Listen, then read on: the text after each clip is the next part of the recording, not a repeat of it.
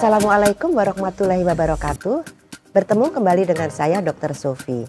Sobat Sehat, ini adalah video saya yang ke-564 yang akan menjelaskan tentang bab 4 Program Prioritas Nasional atau PPN Standar 4.2 Penurunan jumlah kematian ibu dan jumlah kematian bayi kriteria 4.2.1 Puskesmas melaksanakan pelayanan kesehatan ibu hamil, pelayanan kesehatan ibu bersalin, pelayanan kesehatan masa sesudah melahirkan, dan pelayanan kesehatan bayi baru lahir.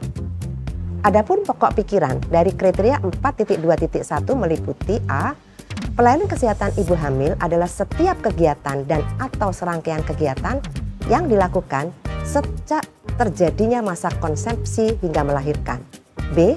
Pelayanan kesehatan pada ibu hamil, persalinan, masa sesudah melahirkan, dan bayi baru lahir dilakukan sesuai dengan standar dalam pedoman yang berlaku. C. Upaya pelayanan kesehatan pada ibu hamil dilaksanakan secara terintegrasi dengan lintas program dalam rangka penurunan stunting. D. Pelayanan pada masa kehamilan meliputi pelayanan sesuai dengan standar kuantitas dan standar kualitas. 1. Standar kuantitas adalah kunjungan minimal 6 kali selama periode kehamilan atau ke-6 dengan ketentuan A. 1 kali pada trimester pertama, B. 2 kali pada trimester ketiga, dan C. 3 kali pada trimester ketiga. Kedua, standar kualitas yaitu pelayanan antenatal yang memenuhi 10T yang meliputi A. Pengukuran berat badan dan tinggi badan, B.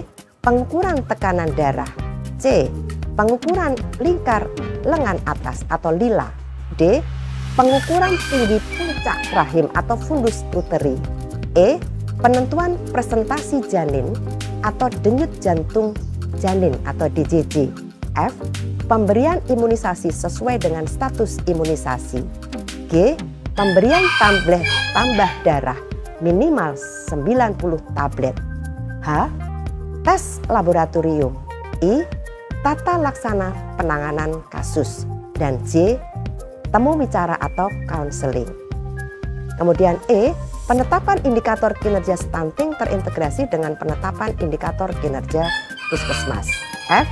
Pelayanan kesehatan ibu bersalin yang selanjutnya disebut persalinan adalah setiap kegiatan dan atau serangkaian kegiatan yang ditujukan pada ibu sejak dimulainya persalinan hingga 6 jam sesudah melahirkan.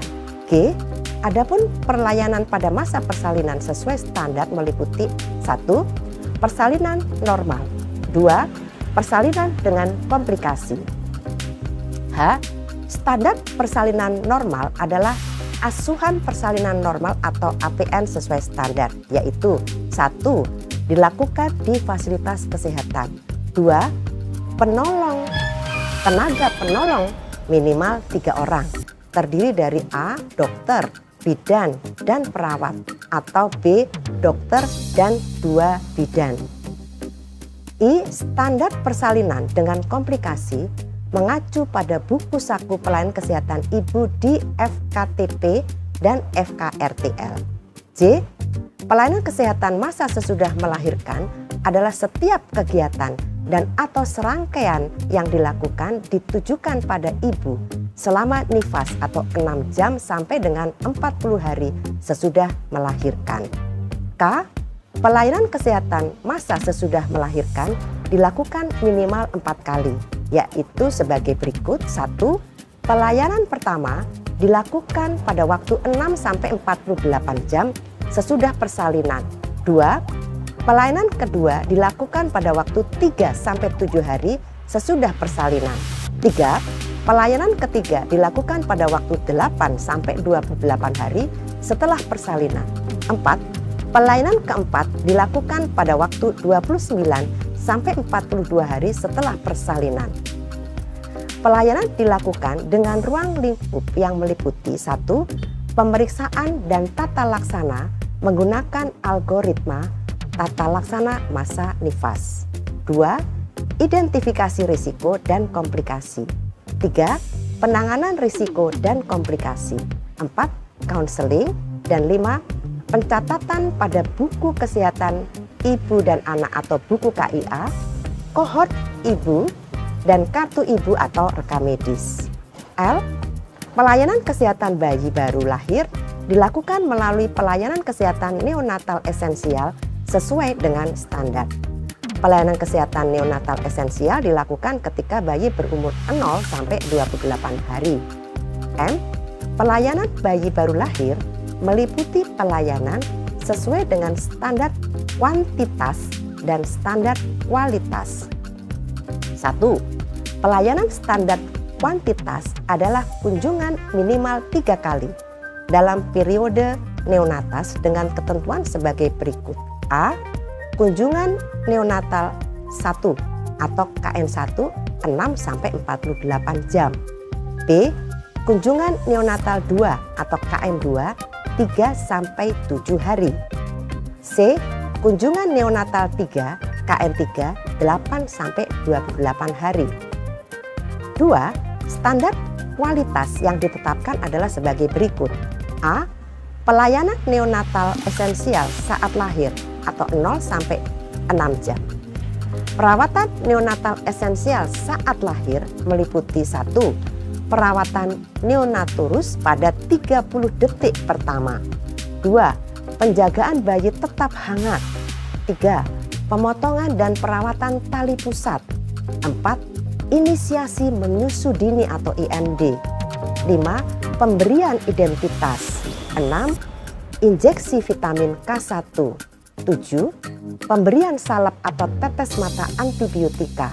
8. Pemeriksaan fisik bayi baru lahir. Ketujuh, penentuan usia gestasi.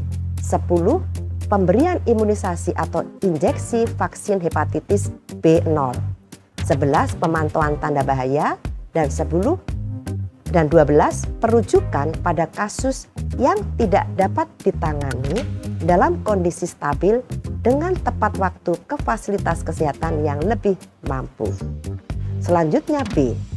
Pelayanan neonatal esensial setelah lahir 6 jam sampai 28 hari. Perawatan neonatal esensial setelah lahir meliputi 1. Penjagaan bayi tetap hangat. 2. Konseling perawatan bayi baru lahir dan ASI eksklusif. 3. Pemberian atau pemeriksaan penggunaan kesehatan standar dengan manajemen terpadu balita sakit atau MTBS dan buku KIA. 4. Pemberian vitamin K1 bagi yang lahir tidak di vaskes atau belum mendapatkan injeksi vitamin K1. 5. Imunisasi hepatitis B injeksi pada bayi kurang dari 24 jam yang lahir tidak ditolong oleh tenaga kesehatan. 6. Perawatan dengan metode kanguru bagi bayi berat badan lahir rendah atau BBLR. Dan 7. Penanganan dan rujukan kasus neonatal komplikasi. N. Puskesmas yang memberikan pelayanan persalinan harus melakukan pelayanan dan penyediaan alat, obat, dan prasarana pelayanan kesehatan ibu dan bayi baru lahir, termasuk standar alat kegawat daruratan maternal sesuai dengan kewenangannya berdasarkan ketentuan peraturan perundang-undangan. O. Untuk menjamin kesuksesan pelaksanaan program penurunan kematian ibu dan kematian bayi, dilakukan upaya promotif dan preventif dengan pelibatan lintas program dan lintas sektor, serta dengan pemberdayaan keterlibatan dengan masyarakat. Bentuk keterlibatan dalam kegiatan ini bisa berupa terbentuknya koordinasi dalam tim yang bertujuan untuk menurunkan jumlah kematian ibu dan jumlah kematian bayi di tingkat kecamatan, yaitu adanya program desa siaga dengan pendekatan program perencanaan persalinan dan pencegahan komplikasi atau P4K atau program suami siaga dan kegiatan pemberdayaan lainnya. P. Puskesmas melakukan pengukuran terhadap indikator kinerja yang telah ditetapkan dan dilakukan analisis capaian. Analisis capaian indikator dilakukan dengan metode analisis sesuai dengan pedoman atau panduan yang berlaku. Misal, dengan merujuk pada metode analisis situasi yang terdapat di dalam buku pedoman manajemen puskesmas. Q. Pencatatan dan pelaporan terhadap pelayanan kesehatan ibu hamil, ibu bersalin, dan ibu pada masa sesudah melahirkan, bayi baru lahir, dan bayi dilakukan secara manual ataupun elektronik dengan lengkap, akurat, tepat waktu, dan sesuai dengan prosedur yang meliputi cakupan program kesehatan keluarga, catatan kohort, pelaporan kematian ibu, bayi lahir mati, dan kematian neonatal, kematian bayi pasca lahir atau postnatal, serta pengisian dan pemanfaatan buku KIA. Pelaporan kepada Kepala Puskesmas dan Dinas Kesehatan Daerah Kabupaten Kota dan atau pihak lainnya mengacu pada ketentuan peraturan perundang-undangan. Pelaporan kepada Kepala Puskesmas dapat dilakukan secara tertulis atau penyampaian secara langsung melalui pertemuan-pertemuan seperti lokakarya mini bulanan, pertemuan tinjauan manajemen, dan forum lainnya. R. Rencana program penurunan jumlah kematian ibu dan jumlah kematian bayi dilakukan dengan mengutamakan upaya promotif dan preventif berdasarkan hasil analisis masalah kematian ibu dan kematian bayi di wilayah kerja puskesmas dengan melibatkan lintas program yang terintegrasi dalam RUK atau RBA dan RPK, pelayanan UKM serta UKP, laboratorium, dan kefarmasian. Sedangkan elemen penilaian dari kriteria 4.2.1 meliputi A. Ditetapkan indikator dan target kinerja dalam rangka penurunan kematian ibu dan jumlah kematian bayi yang disertai capaian dan analisisnya. B. Ditetapkan program penurunan jumlah kematian ibu dan jumlah kematian bayi. C.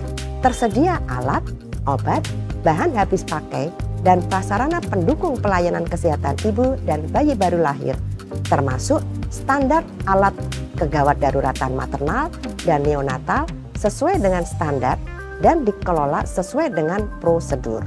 D. Dilakukan pelayanan kesehatan pada masa hamil, masa persalinan, masa sesudah melahirkan, dan pada bayi lahir sesuai dengan prosedur yang ditetapkan.